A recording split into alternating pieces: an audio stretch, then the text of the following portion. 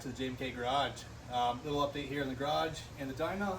As you can see, the Eagle Talon is down. It's been on the lift there for about 6-7 years since we moved into this house. Had it out a couple times at the beginning there. It's been stored up since. It burns a lot of oil or smokes a lot, so I've been having it parked. Anyways, I want to get that down to have a look at it again and do a compression test to see if it needs rings or what it needs.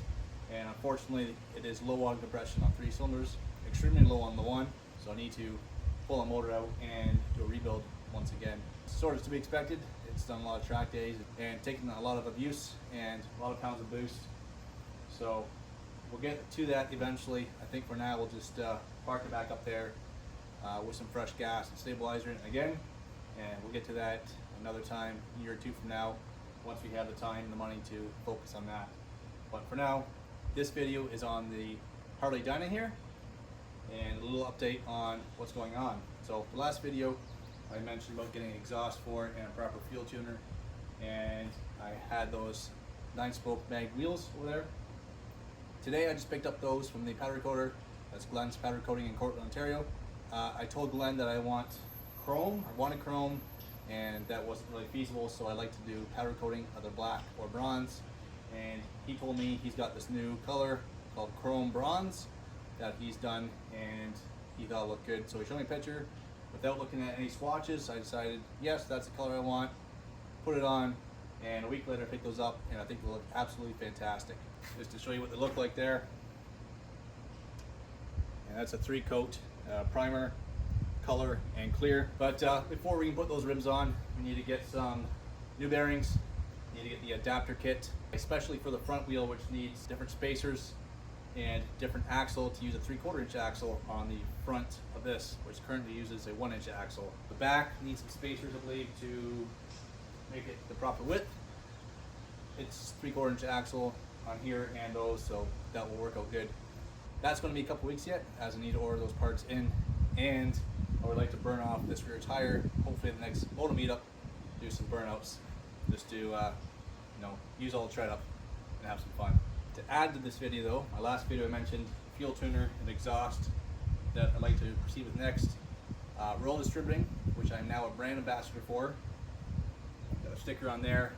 I recently become a brand ambassador, and what that means is I'll be getting some free goodies to try out and demo and review, and provide them with marketing material on those. So just getting into that. Nothing received yet, other than some emails back and forth. And showed up at their bike night last Thursday, heading north with our trailer and Husker Barney back there. Took the family out, introduced myself, and make out to some more bike nights in throughout the summer. To add to that though, while we were out there last Thursday, I got these new Shinko 777 tires to go on those rims. I think they should be nice and sticky and good use for that on this bike. Today I stopped in again to pick up my new exhaust here. It's a Bassani Road Rage 3 stainless steel. I think this exhaust should look really good on the bike here. Paid $1,409 for it. Taxes in. It was Royal's no tax sale event a couple weeks ago, so I got that. I think that was an awesome deal. Anywhere else, this is about $1,700 to $2,000. So $1,400 taxes in. Thank you, Royal Distributing. Get that on. That should take no more than an hour. Get that on there. We'll run it untuned for now until I can find the funds to get a Power Vision 1 PV1B or get it dyno tuned. Both are about the same price. I'm thinking just get it dyno tuned. We'll know exactly how much power it makes, but not going to happen on that until later on the year or over the winter. Get that on, get those tires on a couple weeks, and keep on working to make this bike my own. Thanks for watching, guys, and stay tuned to see how this thing looks and sounds with the new exhaust, and will probably be the next video where I get the wheels on in a couple weeks. All right, so lighting here isn't the best, but down there is the new Bassani Road Rage 3 2-in-1 exhaust, all stainless steel. We'll get that exhaust there taken off, that put on. And right here is a close-up of how the 9-spoke rims turned out.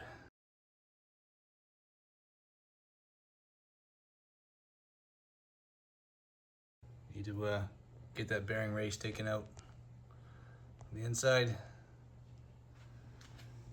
And the old bearings there need to be replaced,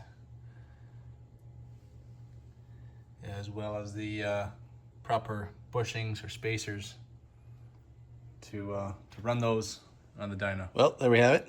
The old exhaust, Vance and Hines, is off, and Bassani Road Rage 3 is on there and looking good.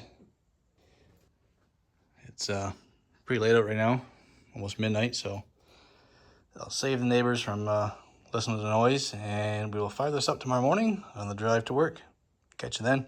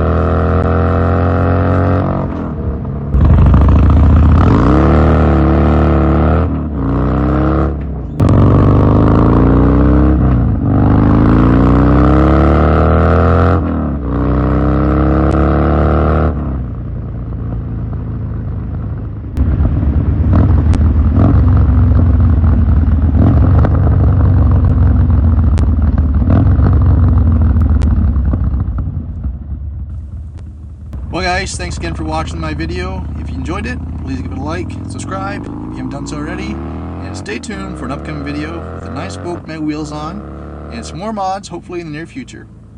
Thanks again, catch you next time.